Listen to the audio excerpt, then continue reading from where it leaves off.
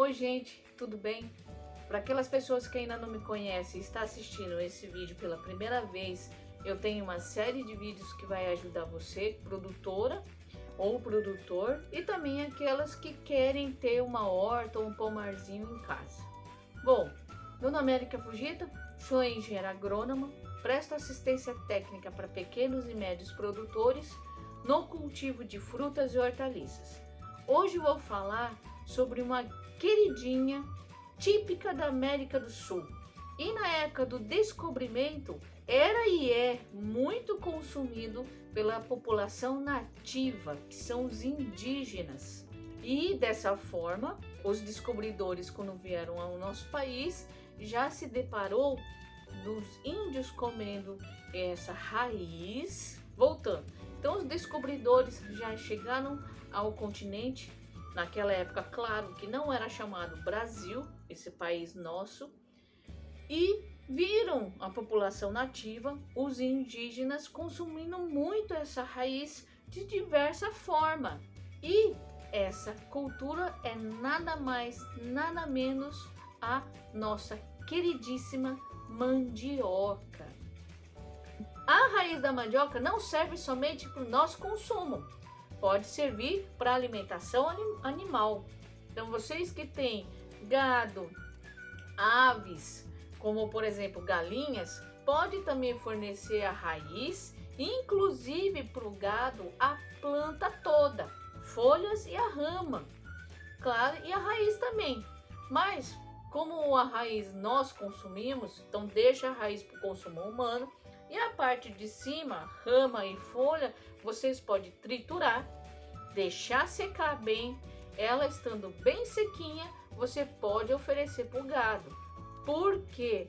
Porque nesse período que ela desidrata, ela vai perdendo para a atmosfera o cianeto. Então ele vai evaporando, fazendo com que esse resíduo da mandioca, rama e folha, perca a concentração tão grande do cianeto. Só que vocês não podem dar todo esse resíduo 100%. É sempre uma porcentagem na mistura para ajudar. Então, por exemplo, vocês compram uma ração, sei que hoje tudo está muito caro, então vocês adicionam a rama e a folha triturada da mandioca para dar um volume, para dar uma sustância melhor para o animal. Só que claro que não todo ele, não 100% a rama triturada e a folha. Sempre fazendo uma mistura, uma proporção aí de 1:4 de ração ou 1:3 de ração. Então vai depender muito. Agora, claro, se for uma silagem de milho, você pode dar integralmente a silagem. Mas levando em consideração a mandioca, é bom ralar. Mesmo porque a mandioca mansa ou a mandioca de mesa, a parte da rama e folha tem uma concentração um pouco maior de cianeto em relação à raiz. Até mesmo na mansa também tem que tomar cuidado da quantidade que você vai dar para o seu animal. No caso da raiz ralada, crua, da mandioca mansa ou de mesa, pode também ser consumida, porque a quantidade de cianeto é pequena. Claro que o cozimento diminui mais ainda essa concentração. Por que eu falo isso? Uma vez eu fui numa aldeia, eles fazem tapioca da raiz ralada crua. É muito interessante. Tem uma amiga minha que no interior mora na aldeia, e aí teve uma festividade ali, inclusive eu participei, e eu provei tapioca de raiz ralada. Então as índias descascavam a raiz, passavam no ralador, aquele muito parecido que nós usamos para fazer a pamonha, ralar a espiga. Eles ralavam, ficava bem miudinho, aí pegava uma frigideira no fogão de lenha, colocava, distribuía certinho como se fosse a tapioca e virava. Uma delícia, uma delícia. Eu gostei, nunca tinha provado e achei muito interessante. Adorei. Inclusive, quem puder e tiver a oportunidade, prove, porque vale muito a pena provar a mandioca, a raiz da mandioca ralada, crua, e aí você faz o cozimento dela numa camada bem fininha, em cima de uma frigideira, vira de um lado para o outro, aí vocês colocam o que vocês gostarem para provar essa tapioca de raiz crua. Claro que no processo de cozimento, né, de ficar em cima da frigideira, ela já dá uma cozidinha e já fica supimpa, mesmo porque ela fica bem molhadinha quando rala. Então ela cozinha com a própria água da raiz e é uma delícia. Eu adorei, é uma dica. Bom, voltando, tendo esses dois grupos, ainda tem um outro grupo que é dentro da brava ou da mansa, que é a mandioca com a raiz, a polpa branca quando cozinha, ou a polpa amarela. Cada região vai ter a sua variedade que mais se adapta. Hoje em dia a Embrapa tem várias raízes melhoradas para conseguir ser produzida e ter mais volume de raiz. Por quê? Ela não sente tanto o clima especificamente. O que nós trabalhamos no melhoramento é fazer com que a produtividade seja maior com menor espaço. Para quê? Para poder alimentar mais gente. Porque quer queira ou não, a mandioca está na mesa de todo brasileiro, seja da classe mais baixa do que a classe alta, que é uma delícia, não tem quem não goste de mandioca. Eu particularmente não conheço. Mas se tiver, tenta fazer uma força, porque tem tantos pratos feitos de mandioca que é um mais gostoso que o outro. Principalmente no frio. Vixe Maria, calda de mandioca, vaca atolada, mocotó com mandioca, nossa senhora. E dessa forma, com o melhoramento, ele acaba também inserindo característica de resistência em lugares mais secos, etc. A mandioca, no caso da raiz, ela tem que ter um solo levemente ácido, não precisa ser exatamente 5,5 a 6 de pH, pode ser um pH 5, 4,5, 4,5 e 5 já é o suficiente para você ter o desenvolvimento dessa raiz sem interferir na engorda dela no decorrer do desenvolvimento. Isso é um ponto muito importante. Então a mandioca acaba se dando muito bem porque o nosso solo é naturalmente ácido. Claro que algumas regiões é um pouco mais do que as outras, mas existe sim uma quantidade maior de acidez. E por esse motivo, ela consegue se dar bem em qualquer ambiente. Não tem nada que impeça todo o nosso país ter uma produção de mandioca. Isso é excelente, é excelente. Outra coisa, ela tem uma certa rusticidade a isso. O que ela vai mais demandar? Primeiro, adubação de potássio. Um pouco de potássio na raiz deixa ela mais saborosa, cozinha melhor e a raiz dentro do solo consegue se manter mais tempo sem ficar muito dura. Claro que se você deixa ela passar muito frio, como aconteceu no ano passado, da geada, ela vai endurecer, porque é uma característica de sobrevivência da planta. Ela vai ali, retira toda a energia que tem da raiz para poder se manter no período frio. Vocês usam agasalho, a mandioca vai usar o quê? Vai ter produtor de mandioca colocando uma blusa em cada um, principalmente na geada? Claro que não.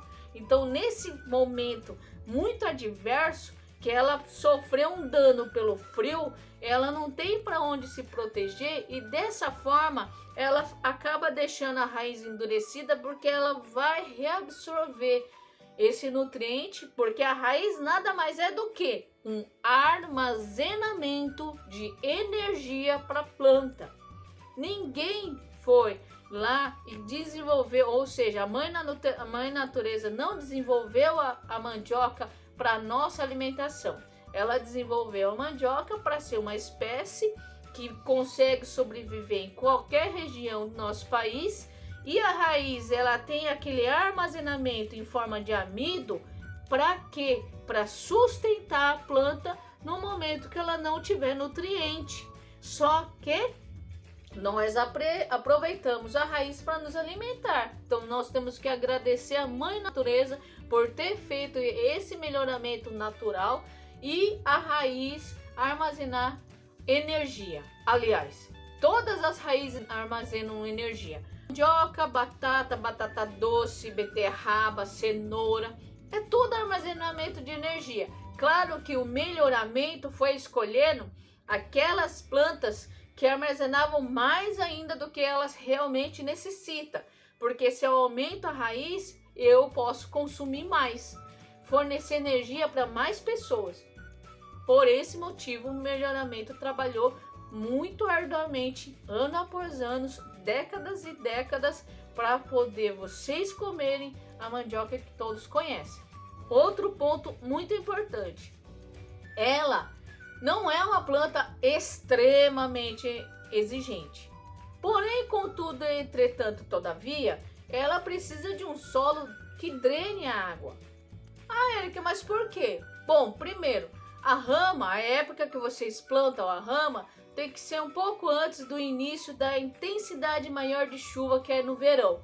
Então, lá por setembro, no máximo, mais antecipado que vocês possam plantar, é em agosto. Então, agosto, setembro, outubro são os meses que vocês podem estar plantando a rama. Só que, tomando cuidado de novembro e dezembro, ser especificamente na época de muita chuva, aí vocês correm o risco de derreter, apodrecer a rama dentro do solo. Então, temos que obedecer e observar as características do nosso clima, mesmo em solo com boa drenagem, porque se tem uma chuva muito intensa caindo em cima da lavoura, automaticamente é impossível poder escorrer toda essa água que está caindo do céu, certo? Então nós temos que obedecer também o comportamento do clima. Existem algumas variedades que são precoces, dependendo da região. Você ainda consegue até mesmo colher a mandioca de forma antecipada em torno de 6, 7 meses. Só que claro que não é em qualquer região que a gente consegue esse tipo de rama.